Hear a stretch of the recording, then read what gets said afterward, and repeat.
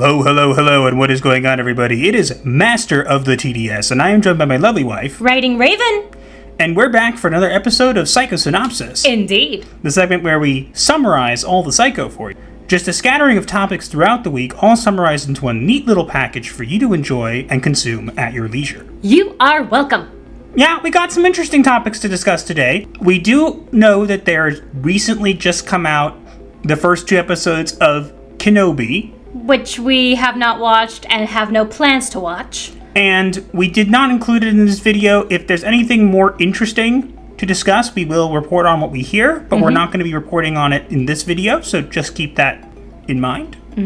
With that said, Let us begin with our very first client, Winnie the Pooh.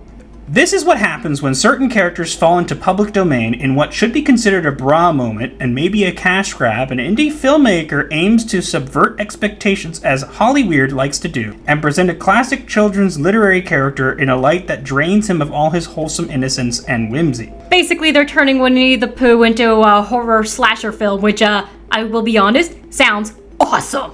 Look, I'm not a fan of subversion of expectations, No one is. but having Winnie the Pooh fall into the public domain and having them kind of come up with this original take on it, it could be complete garbage. True, but I like slasher horror films. I agree. The movie is going to be called, I think, Winnie the Pooh, Blood and Honey. And again, it could be a really, really bad piece of garbage. But it could also be really good and interesting, and I look forward to finding out for myself. It's a different take. Disney has been making lots of live action stuff based on their old IPs, but they don't change much. Yeah. This is a big change. Now, again, it could completely fall on its head and be stupid, or it could be pretty cool. We'll have to wait and see, but I'll be honest with you, and I think my wife will agree, I'm not entirely opposed to this. I mean, I've already said I want to see it. They had me sold as soon as they had blood in the title. But Yes. that's just me, and also the fact that it's a slasher. I like knives. Behave. You can bad kitty me at any time. Bad kitty. A little early to be bloodlusting, though. Do I need to bad kitty you again? Yes. Bad kitty second time.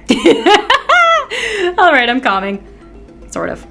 Anyways, I'm not entirely opposed to this. I think it could be a cool concept. It could be also completely garbage if it's not done correctly. But we shall see. If it's an indie film, though, there's a chance that the writing will be finally good. We'll see. Again, I'm not saying that they should, make a whole series of this, but, making a movie based off of this would actually be quite cool. And if it's done correctly, could be something that's worth watching. And again, keep in mind, we don't really have that many good movies that are worth watching these days. So, I am giving this one a chance, and I'm calling it now. Christopher Robin is inside the Winnie the Pooh suit. That or he's a schizophrenic the whole time. Yep, that could actually make sense. Next up, we have Halo. Again. Building off the compelling story and world fans love. Insert agenda, sex, and make Master Chief a zombie controlled by Cortana. Yes, they did that.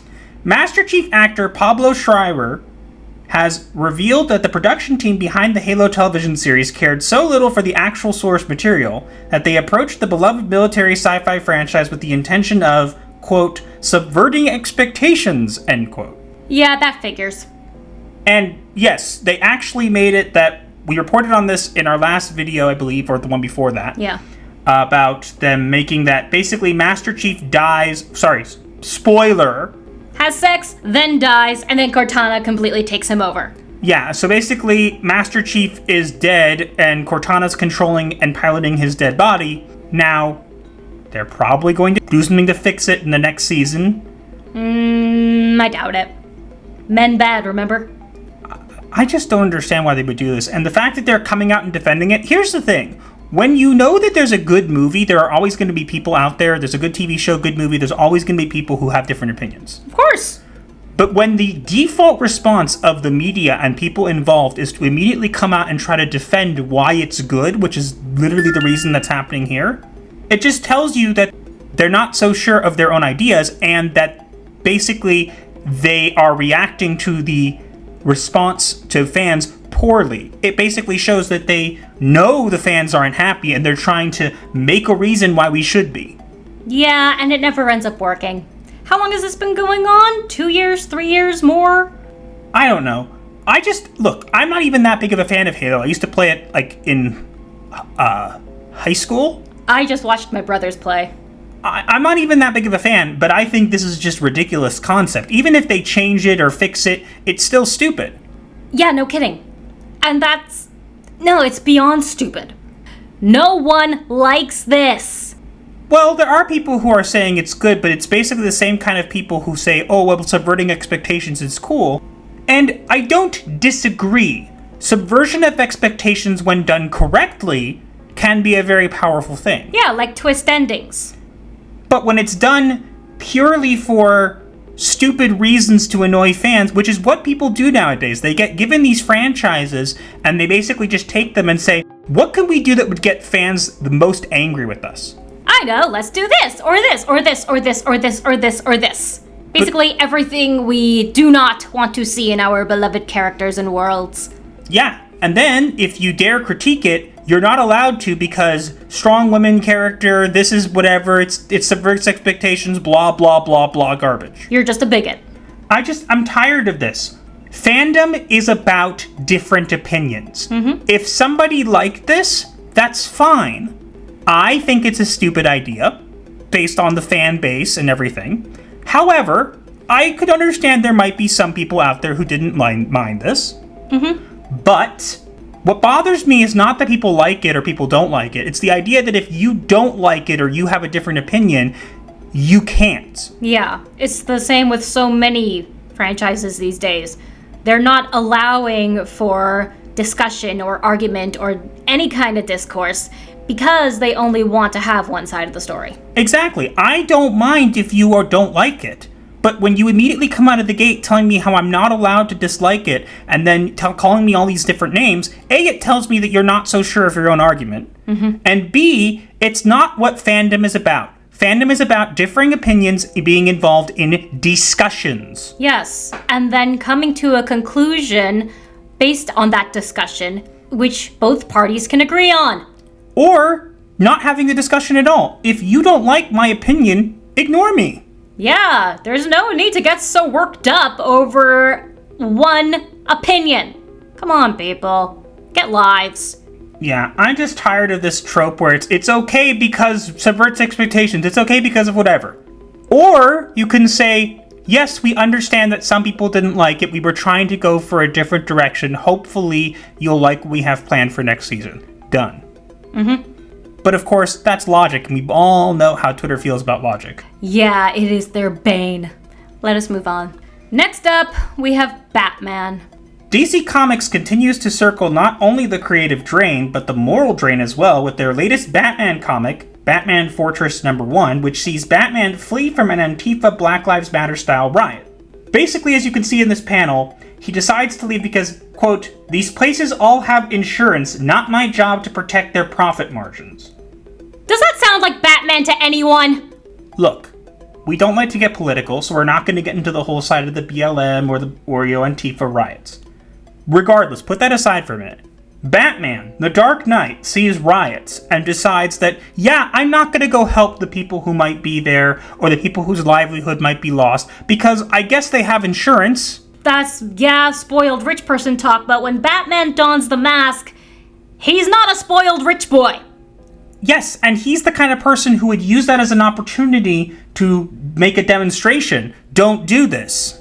As Bruce Wayne, he pretends to be a playboy so that people won't suspect that he's Batman. He never brings that into his persona of Batman. Ever. And if you look, they're actually stealing his products. Yeah, Wayne Tech. But it's okay because reasons. I'm just tired of this. This is again another, we have to insert modern day politics into this kind of stuff. And I don't care if it's done correctly. But Batman would not behave this way. Never. If Batman saw someone in trouble, or someone doing something against the law, didn't matter what it was, he would still hunt them down. Yes, maybe they do have insurance. Yes, maybe they do.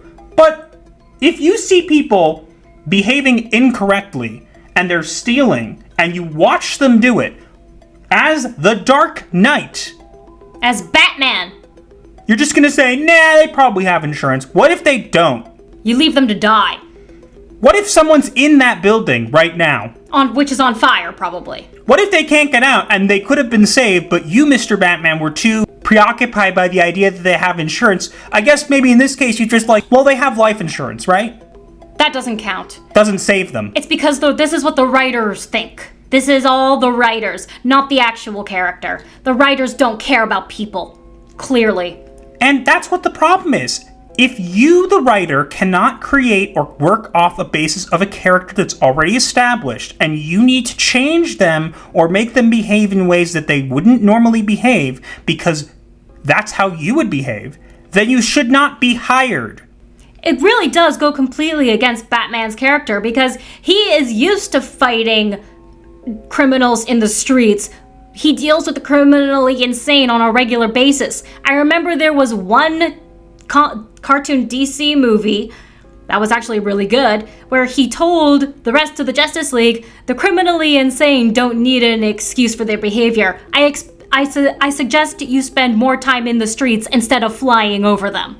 Yeah, that's the kind of person Batman is. So you're gonna tell me that he just passes this by because reasons? That's a lie. Absolute lie. Do heroes make mistakes? Yes. But this is bluntly seeing people breaking the law as Batman and deciding not to care. And turning a blind eye. The Dark Knight does not turn a blind eye to injustice. Never. It defeats the whole purpose of Batman. Yes, it definitely does. Idiots. Let's move on now.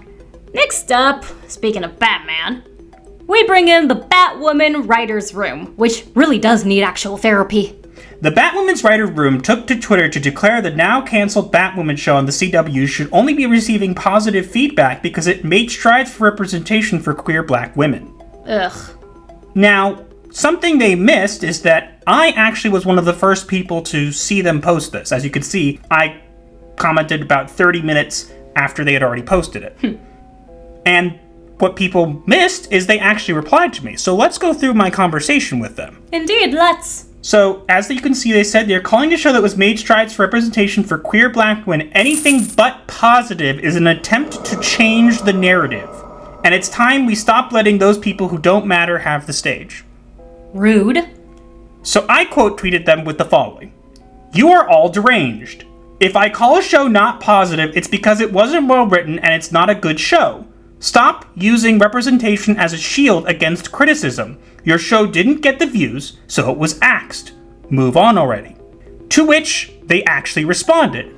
Criticism should come from a place of wanting to lift up the creators and help make the medium better. Criticism trying to belittle creators, place no real solutions or commentary that would help has no place in creative analysis. Wrong. To which my response is, that's not what you said though. If you had specified that, that would be a different story. You are making it a broad statement, and that's misleading. True. To which, of course, the brilliant, and notice I'm using air quotes, writers in the Batwoman's writer's room, who got their show canceled because of their terrible writing, Ouch. responds, 240 characters here, Brad. Meaning they can only limit it to a certain amount of words. Which A, is not the amount of words they're limited to, and B, they can make a thread, which they had just made, so they knew how to do it. To which I quote tweeted them and said, multiple tweets are a thing. If you want to deflect and not own up to being misleading, that's your own choice. And then they proceeded to block him. Yeah, so basically I was calling them out on using diversity as a shield from criticism, which they claimed they weren't doing. But they were. Which I criticized how they worded it, and their response to that criticism was to block me and run away and hide. Which then proves that they can't take criticism, which means that they were using the diversity as a deflection from criticism, as I called them out on, which they just proved. As usual for most of these types of people. They never win against you. You just proved me right. If you can't even tolerate someone who has a tweet that is critical of you, I was not that mean. Nope. Aside from calling them deranged, which I think their response was deranged, I was not very mean to them at all. You never are. But of course, because I come at them with logic, they can't accept that logic because it doesn't fit within the narrative they've created in their minds. Which is illogical. And so, as a result, we get these people responding to me And then, of course, when I call them out on being misleading and criticize them, their response to that criticism is to call me names and run away and hide. Cowards. But you're claiming that that's not what you're doing with your post. Lies. But that's exactly what you're doing, because if you really were truly sure that that was how you felt, you would have no problem conversing with me, especially since I didn't call you names or anything. But you couldn't, because what I had to say was true, and you knew it. And you also did me a favor by proving my point yourselves. To end this off, your guys' show was canceled because it was terrible. It's not getting picked up because it was terrible. Who cares about representation when the story does not support that representation in a meaningful way for people to enjoy and interpret? He has a point. Without that structure, your characters fall flat. Your show falls flat because representation and diversity does not make up for lack of structure and lack of story. And now you're being promoted to Gotham Knights. I can't wait to see what a disaster that show's going to be. And I guarantee, given your new management, I think that it won't last as long. Just a thought. Probably will last as long as Naomi. Moving on. Next up, we have... What did you call it again? Fattily Portlyman. Marvel Studios released their latest trailer for Thor, Love and Thunder, and like the first trailer, it makes it abundantly clear the film does not respect the characters, instead crafting cheap, crass jokes at their expense. No kidding. Cheap, crass jokes? You mean like this one? This is not cheap, though. Or crass. Is it? It's kind of funny. Yes, it is. But you want it to be Thor, so you have to be Thor in all aspects of Thor. Boom. The trailer, even has a point where they make Thor, the butt of every joke. The original Thor. Literally the butt. And then they also have a scene where he, loses all his clothes. Like I said, literally the butt. And people are, praising it, and it's if that was a woman, which, again, they wouldn't do regardless, but if that was a woman, there'd be outrage. Oh, yes. So why is there no outrage for the men? Oh, right, because men don't matter. Exactly. It's a double standard where men are allowed to be sexualized, but women are not. And we're not going to go into the politics of that. No. But that's a blatant display of that. And again, regardless of that, even putting that aside, when we want to see Thor, we want to see the Thor who's, found himself strong and capable. And when you put too much humor into it, you just make him the butt of every joke. He's not an interesting character then. And he's got to find himself again. What is it, the fourth time now? Hey, honey, should we help Marvel? No. Grape? No. Ha ha. If anybody watched the trailer, you'll know what I mean. Don't like your female Thor. That's what she is. She's female Thor. Mm-hmm. Not mighty. Not at all. I have no problem with Natalie Portman. She's a good actress, but this is just a horrible story. They are totally going to destroy Gore. They've already ruined his look. Yeah, I don't really care anymore. Marvel's pretty much dead for me. I will poke as much fun at this as I want, which you can see from my lovely, lovely meme of Fattily Portlyman. But I really love Gore the God Butcher. It was my favorite Thor story arc. I hate Thor, so, I'll take your word for it. I know you hate Marvel Thor, but it was the only Marvel Thor storyline I actually enjoyed. You know who I want to see? Beta Ray Bill. They're not going to do that. Then again, people are saying that they will because you can clearly tell there's a cutout of a character in one of the trailer scenes, so they're suggesting that might be Beta Ray Bill. Or it'll be Throg. I don't really care. You guys aren't worthy. Not at all. That was a good one. Let's move on. Next up, we have Ms. Marvel. The power of sausage in the palm of my hand. That line was my idea. Ms. Marvel star Iman Vellani made it abundantly clear that she does not care about the changes being made to Kamala Khan's powers in the upcoming Disney Plus show. Saying that she doesn't care if she shoots sausage out of her fingers. So voila! We made sausage shoot out of her fingers. Thank you. You are welcome. And she basically said that it's all the story and the journey that matters, and I'm sorry, I don't like the character of Ms. Marvel. You can make her have special Green Lantern powers now. It won't make me like her more. And I'm gonna tell you right now, some people are gonna watch the show, and if you like the show and you watch it and it's good, great. But I'm gonna go on a limb here and make a prediction. It's gonna be garbage. Yeah, probably. The promotional posters are already horrible, and a complete vomiting acid trip. Thanks for letting us know that you don't actually care about the character you're portraying. Mm-hmm. And I don't care. I never cared about your character to begin with. Yeah. But the Marvel stans who don't actually read the comics but have an idea of who you are going to be upset at this. Mm-hmm. But then, of course, you're going to blame the falling ratings and everything on the people who never watched it and had nothing to do with it versus the people who you pissed off by changing the powers of a character that they liked. Yeah, so it's a lose-lose situation. Good luck. You're going to need it. Definitely. Moving on. And for our final client of the day, we bring in Cassie and Ender. Are we sure this is supposed to be Star Wars? No idea. The Walt Disney Company and Lucasfilm released their first teaser trailer for the upcoming Disney Plus Star Wars series, Andor. And yeah, without any Star Wars symbols, I cannot tell that this is Star Wars. Be careful, honey. If you talk about it, someone might get mad at you. Enough to make a video with their own face and use words that they don't actually know how to pronounce? It's okay. I would pity him, but he's not worth pity. True. Anyways, you can see they clearly don't care about Star Wars because look at their guns. Notice anything interesting about their guns? They're real guns. They're real guns. They don't even have, futuristic guns here. If I took away the logo, you'd have no clue this was Star Wars. Let's be honest. Yeah, it just looks like some forest movie on Earth. And I'm not saying this can't be good. It might be. But Disney's track record hasn't been very good with these shows, nor with Star Wars as a whole. Yeah, pretty much. But yeah, watched the trailer, had no interest. I didn't even see the trailer. I was that uninterested. I got bored. There. A trailer is supposed to bring you in, make you go, look what we have. Instead, it's like, we have generic sci-fi show. Also, look, here's a stormtrooper.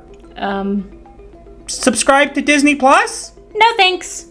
I'll save my money and spend it on anime. Yeah, Disney Plus garbage. Anime and books. Good luck?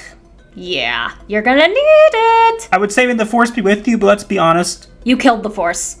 The Force is female. It would be temperamental and wouldn't want to be with you. Whoa. Because who would want to be with an abusive lover? Like a certain age? Maybe. And so, with that being our final client, we now move on to the diagnosis of the week. And we have an interesting diagnosis for you today. Do tell. So the diagnosis for this week is narcissistic deflection. Please explain. So we've already discussed deflection before, but narcissistic deflection is when basically you confront somebody who's narcissistic and their response is either to kind of accuse you of the same thing that you're accusing them of, or to constantly come up with examples from your past that proves that you're the bad person, not them, while ignoring the argument that you're presenting or the evidence that you're presenting in favor of accusing you of the same thing. Basically deflecting away from them and accusing you without even addressing your point. So they don't even acknowledge what you're saying, they just use it as a weapon against you. That sounds a lot like Twitter. Yeah, pretty much. And it sounds like a lot of the shows we're getting nowadays is where they're coming out ahead of time and already calling fans racist or sexist or whatever before the shows even come out because they know that that's what's going to happen. And just to be fair, just because fans don't like something doesn't mean they're racist or sexist or any of that. And when you accuse us of being that way because of past behavior, you're just avoiding looking at yourselves. That's why I think this is a great diagnosis for this week. I am in full agreement. All right, and now we move on to the remedy of the week. And this week, we're sending you to our friend Shagsworth. He does videos on YouTube, videos on Twitch. We're also going to be streaming with him this week. Yeah, and he has a channel dedicated to political, social, and gamer commentary. He's a great guy, been a good supporter of us, great friend. Fellow writer. And makes some great content, so head on over there. And if you don't want to head on over there right away, head on over there this coming Wednesday, and let him know that Gothic Therapy referred you. Indeed. But yeah, that's all we have for this week. Let us know what you think in the comments below, and also make sure to like, share, comment, and subscribe with notifications on so you do not miss your weekly therapy session. Or you will be charged.